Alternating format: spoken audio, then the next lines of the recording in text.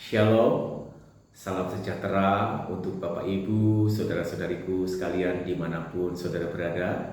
Selamat pagi, selamat siang, selamat malam untuk saudara sekalian. Semoga hari ini kita menikmati berkat Tuhan, senantiasa dalam naungan kasih Allah sehingga kita dalam keadaan yang baik dan sejahtera. Salam jumpa kembali dengan saya, Prodiakon Alusius Konsaka Markus Parnaswito dari Paroki Hati Tak Bernoda, Santa Perawan Maria Boyolali. Dalam renungan harian hari ini, hari Kamis, tanggal 19 Februari tahun 2026. Saudara yang kasih Tuhan, dalam perjumpaan hari ini, bacaan pertama diambil dari Kitab Ulangan pasal yang ke-30 ayat 15 sampai 20, saudara. Dalam perikop ini kita diajak untuk bersama-sama merenungkan kembali perintah-perintah Allah kepada bangsa Israel di masa itu melalui kepemimpinan Musa. Dan perintah-perintah ini adalah perintah mengenai kehidupan dan kematian, di mana ini adalah kita ingin memilih jalan yang mana, mau hidup yang kekal, hidup yang baik, berkenan di hadapan Tuhan yang diberkati, atau hidup gagal, hidup dalam dosa, menjauhi Allah, menduakan hati Allah, dan kemudian kita binasa. Dan kemudian dari bacaan Injil juga sangat bagus sekali, yakni Tuhan Yesus berbicara kepada kita mengenai syarat-syarat mengikuti Tuhan Yesus, yaitu memikul salib, saudara, meninggalkan dosa-dosa dan memikul salib, saudara. Dan kita mau belajar sedikit-sedikit ya, saudara, hari ini secukupnya saja, supaya mudah-mudahan renungan ini nanti akan bisa menjadi bekal yang baik untuk menjadi permenungan dan refleksi yang mendalam, untuk supaya kita bisa menjalani hidup kita semuanya dengan lebih baik dan lebih mendekat kepada Allah, sehingga berkat Allah itu turun atas saudara dan saya secara maksimal, saudara. Mari kita bersama belajar dari bacaan pertama lebih dulu, saudara, yakni perikop ini berjudul tentang kehidupan kematian, yang seperti saya ulaskan di depan bahwa perikop ini berbicara mengenai perintah-perintah Allah kepada bangsa Israel di masa itu setelah keluar dari tanah Mesir, saudara, dan dipimpin oleh Musa. Dan ini masa-masa ini, saudara, adalah masa-masa di mana belum ada raja dan belum ada ketetapan-ketetapan di antara bangsa Israel. Dan di sini dikatakan, saudara, dari ayat yang ke-2 15 sampai 20 ini dikisahkan Tuhan memerintahkan seperti ini, tapi saya tidak akan membacanya semuanya, namun saya mendapatkan satu rema yang sangat baik sekali, yakni dari ayat 16, saudara. Ini seperti ini bunyi firman Tuhan ya kepada umat Israel dan kepada kita semua. Ayat 16, karena pada hari ini aku memerintahkan kepadamu untuk mengasihi Tuhan. Pada hari ini Tuhan memerintahkan kita untuk mengasihi Tuhan kita, saudara, untuk mengasihi Tuhan Allahmu dengan hidup menurut jalan yang ditunjukkannya dan berpegang pada perintah, ketetapan dan peraturannya, supaya engkau, ya, saudara, supaya engkau hidup dan bertambah banyak dan diberkati Tuhan Allahmu di negeri kemana engkau masuk untuk mendudukinya, saudara. Nah, perintah ini jelas-jelas, saudara, jelas-jelas tegas bahwa kita anak-anak manusia diperintahkan untuk hidup itu dengan mengasihi Tuhan. Mengasihi Tuhan yang seperti apa? Mengasihi Tuhan itu tidak sama dengan mengasihi diri sendiri, saudara.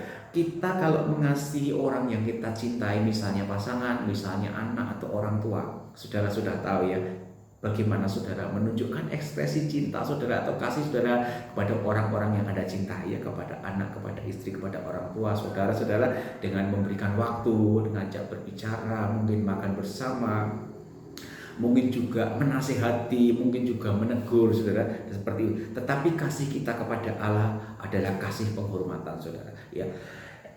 Kalau kita dengan orang yang kita cintai di dunia ini, kita bisa sedemikian rupa karena cinta kita menginginkan yang baik. Bagaimana kita kasih kita kepada Allah? Tentu saja dengan menjalankan perintah-perintah Tuhan ini supaya Tuhan berkenan. Sebab apa? Hidup kita ini bukan milikku lagi, saudara, tapi hidup kita itu adalah milik Tuhan. Tuhan berkuasa atas hidup kita dan Tuhan punya rencana, punya rancangan yang baik untuk setiap kita. Oleh sebab itu, jangan sampai oleh karena hawa nafsu kedagingan kita menjauh daripada Allah itu, dan Tuhan kecewa dari pengharapannya kepada kita. Tuhan selalu berharap kita menjadi pribadi yang selalu memuliakan Allah, tidak mendua, tidak berpaling daripadanya, namun selalu menyembah Tuhan dan mengucapkan pujian syukur, mempersembahkan diri dan hidup kita kepada Tuhan. Yang dikasihi Tuhan, saudara-saudaraku, dimanapun saudara berada, Di sini Tuhan berfirman jelas, dan di sini dilanjutkan saudara pada ayat ke-17. Ini bunyi firman Tuhan seperti ini. Tetapi ini konsekuensinya saudara. Tetapi jika hatimu saudara, berpaling dan engkau tidak mau mendengar, bahkan engkau mau disesatkan untuk sujud menyembah kepada Allah lain dan beribadah kepadanya, saudara, di 18 lanjut, maka aku memberitahukan kepadamu pada hari ini bahwa pastilah kamu akan binasa, saudara. Pasti kamu akan binasa jika engkau tidak taat dan menyembah kepada Allah-Allah lain dan condong kepada yang lain. Engkau akan binasa, saudara. Tidak akan lanjut umurmu, saudara. Jadi umurnya tidak akan panjang, tetapi hanya akan pendek, saudara, ya, karena tidak taat atau tidak menyembah kepada Allah itu, saudara. Ya, tidak lanjut umurmu, saudara, dan tidak lanjut umurmu di tanah, saudara, selama kita hidup bumi. Kemana engkau pergi menyeberangi sungai Yordan untuk mendudukinya. Nah, di sini, saudara, perintah Tuhan itu jelas-jelas mengandung konsekuensi. Apabila, saudara, di ayat yang ke-16 dijadikan Tuhan akan memberikan berkat-berkatnya kepada setiap kita yang mau mengikuti perintah Tuhan, memberikan umur yang panjang, memberikan rezeki yang berlimpah ruah, saudara. Di sini juga dibicarakan, juga disebut-sebut, saudara, diberkati menjadi banyak, saudara, segala sesuatu yang kita miliki ini menjadi banyak, saudara, anak keturunan, harta benda, dan segala macam yang baik yang berguna bagi kita menurut Allah. Namun sebaliknya, saudara, kalau kita menduakan Allah dengan menyembah berhala, dengan condong kepada Allah lain, saudara, itu Tuhan sudah memastikan bahwa kita tidak akan berlanjut usia, saudara, bahkan akan tidak lama, saudara, berumur tidak lanjut, saudara, dan akan menjadi binasa. Di sini perintah Tuhan ini adalah hukum ketetapan, dan ini adalah hukum Taurat, saudara. Yesus sendiri berkata bahwa Aku datang ke dunia ini tidak untuk meniadakan hukum Taurat, namun justru akan menggenapinya dan melengkapinya, saudara. Jadi bacaan di gereja kita di Katolik selalu ada bacaan pertama dan bacaan Injil. Bacaan pertama ini seringnya adalah dari Taurat, saudara, supaya kita belajar tentang ketetapan hukum Allah bagi kita supaya kita selamat. Dan sedangkan Injil itu adalah perintah Yesus Kristus dan kemudian pembaruan, saudara, dalam hidup kita. Saudara yang dikasihi Tuhan, dari perikop ini hari ini saya cuma ingin menyampaikan kepada saudara, jangan sedikit pun saudara condong atau melenceng kepada hal-hal yang menjauhkan kita daripada Allah. Berhala-berhala kita mungkin tidak kepada agama-agama yang lain atau kepercayaan lain, namun bisa jadi adalah kesenangan kita, hobi-hobi kita, saudara, pekerjaan kita, kedudukan kita, jabatan kita, kemegahan kita di mata sosial dan masyarakat, sehingga kita lebih memberikan porsi yang banyak dan waktu yang lebih kepada bidang-bidang ini. Namun kita lupa berdoa, kita lupa membaca firman Allah, kita lupa berbicara dari hati ke hati secara pribadi dengan Tuhan, sehingga Tuhan itu tidak pernah ada di dalam diri kita. Sehingga apa yang kita lakukan adalah keputusan hikmat dari pribadi kita yang terbatas. Maka tidak jarang kalau satu ketika seseorang itu telah meninggalkan Allahnya, saudara, bukan dia menjadi murtad secara harafiah, namun hatinya condong, saudara. Jadi mungkin dia tetap beragama sebagai seorang Katolik misalnya, ya, namun hatinya tidak pernah melekat kepada Allah. Dia tidak berdoa, dia tidak membaca firman, dia tidak menjalin hubungan pribadi dengan Tuhan. Maka Tuhan itu tidak dianggap, saudara. Di hatinya Tuhan yang sudah bersemayam itu tidak pernah diajak komunikasi, maka alhasil akan banyak sekali hal-hal keliru yang diambil dalam mengambil sebuah keputusan dalam jalan hidup.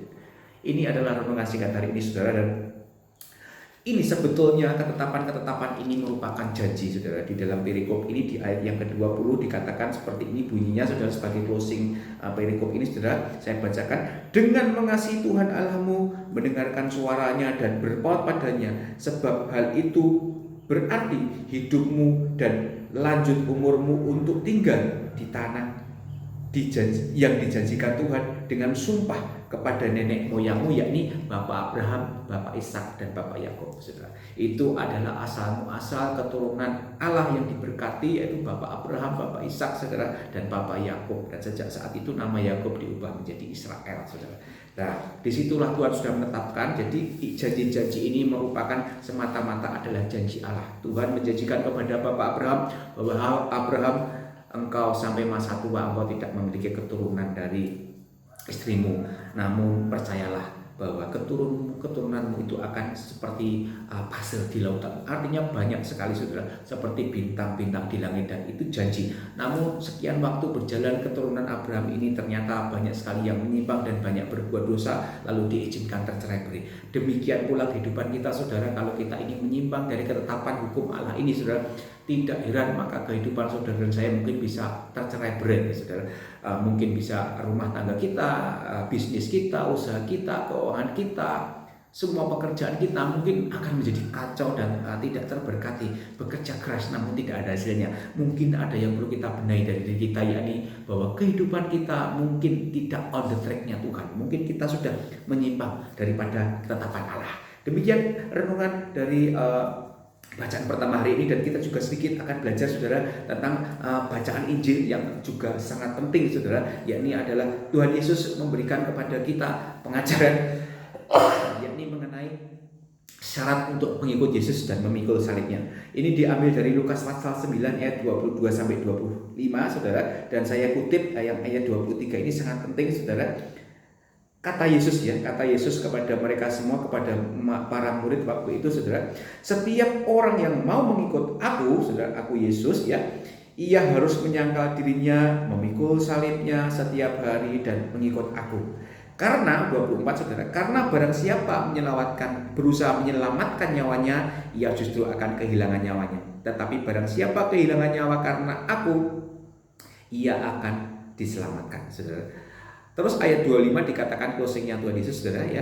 Apa gunanya seorang memperoleh seluruh dunia tetapi membinasakan dan merugikan dirinya sendiri?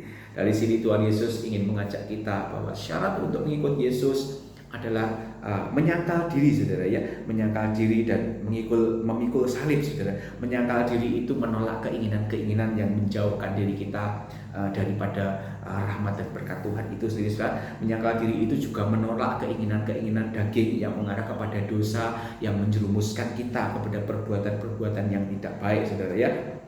Dan pikul salib saudara, pikul salib itu artinya menderita demi Kristus ya. Salib Kristus itu adalah salib yang kita pikul karena kita mengikuti Tuhan. Misalnya karena saudara percaya Yesus, saudara dikucilkan, saudara dicemooh, saudara dimusuhi, bahkan mungkin saudara yang di kantor, mungkin saudara dimutasi ke tempat yang sulit, yang jauh saudara. Mungkin saudara jabatan saudara diturunkan karena mungkin Anda adalah satu-satunya orang yang percaya kepada Yesus. Itu pikul salib.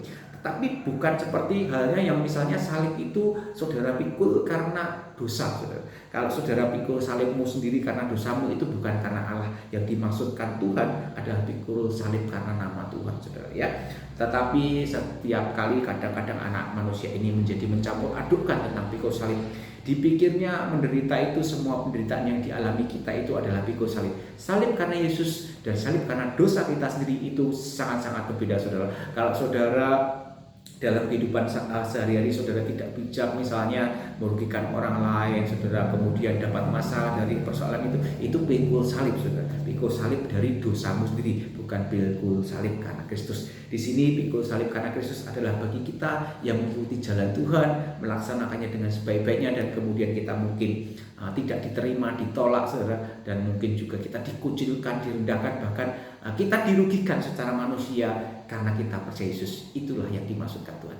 Saudara dikasih Tuhan, demikian renungan singkat pada hari ini. Mudah-mudahan apa yang saya sampaikan ini bisa berguna untuk kita semuanya, supaya kita semakin hari semakin baik dalam menjalani perintah Allah. Dan bagi saudara dan saya yang hari ini sudah mendapatkan mandat daripada Tuhan itu sendiri untuk melayani umatnya, melayani domba-dombanya dimanapun kita dipercayakan saudara, untuk memimpin, untuk menuntun, hormatilah perintah itu.